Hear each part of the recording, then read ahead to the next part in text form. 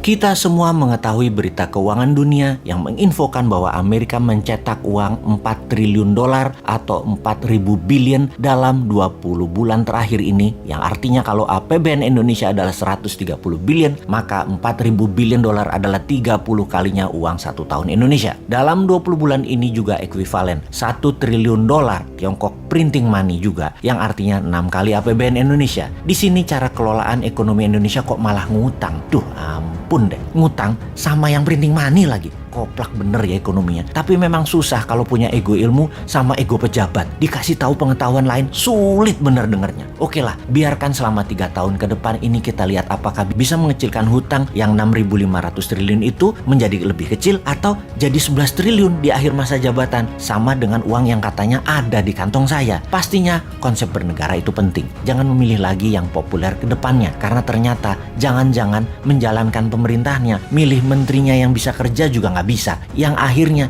dia lagi yang ditunjuk untuk menyelesaikan proyek mercusuarnya. Coba lihat dengan seksama siapa yang bisa bertanding di tahun 2024. Semuanya dirinci. Bisakah membuat rupiah ke 10.000 terhadap dolar? Bisakah membangun tanpa pinjaman IMF dan pinjaman Tiongkok? Bisakah membuat Indonesia menjadi raja ASEAN di tahun 2035? Bisakah mensejajarkan Indonesia dengan Tiongkok dan Amerika di tahun 2045? Apa konsep ekonominya? Apa konsep pertahanan wilayahnya? Pasti nggak ada. Sebutkan 3 gubernur yang populer saat ini di survei terdepan. Mampu nggak dia? Coba tanya incumbent yang saat ini jadi menteri, yang beberapanya cukup genit untuk menari di tahun 2024. Sekarang ngapain aja mereka? Lalu di tahun 2024 nanti mereka ngapain? Rasanya sulit membuat Indonesia menjadi superpower kalau mereka-mereka ini yang menjabat. Ini pertanyaan dan pernyataan loh. Tapi mereka harus buktikan dengan konsep-konsep mereka itu. Atau sisi lain, oposisinya. Siapa yang akan menari di tahun 2024 dari oposisi saat ini? Apa konsep luar negerinya? Timnya siapa saja? New Mind setidaknya ada 5 orang yang sudah dijual tampang mereka dikemas dalam promosi workshop. Mau tahu 100 orang lainnya lagi? Perlahan New Mind akan pajang siapa saja mereka dan silakan menilai. Pastinya mereknya bukan dari oposisi, bukan dari incumbent. Fresh, segar, dan New Mind. Kita belajar banyak 7 tahun ini, belajar banyak 20 tahun ini, dan sadar ternyata genre atau aliran politik 20 tahun terakhir tidak membuat Indonesia berdaulat. Jadi apapun yang berbau aliran gaya 20 tahun terakhir pemerintahannya, harap jangan dikasih peluang lagi.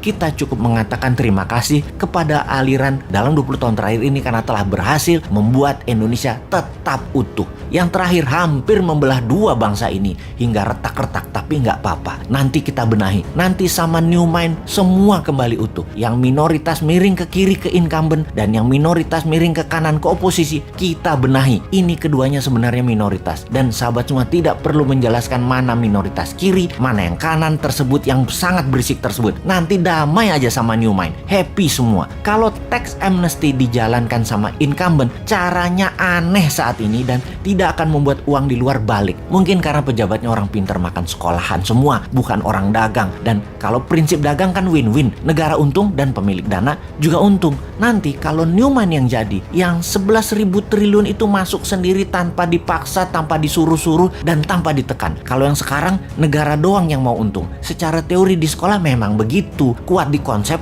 dan kuat di kertas. Di prakteknya ditinggal, dilepeh. Nanti New Mind masukkan dolar milik swasta ke tanah air dengan lebih cantik, nggak galak, nggak pakai buzzer, nggak naikkan pajak, nggak ada framing dan kriminalisasi. Kita main cantik, semua happy. Mau tahu caranya? Nanti di 2024 kita praktekkan.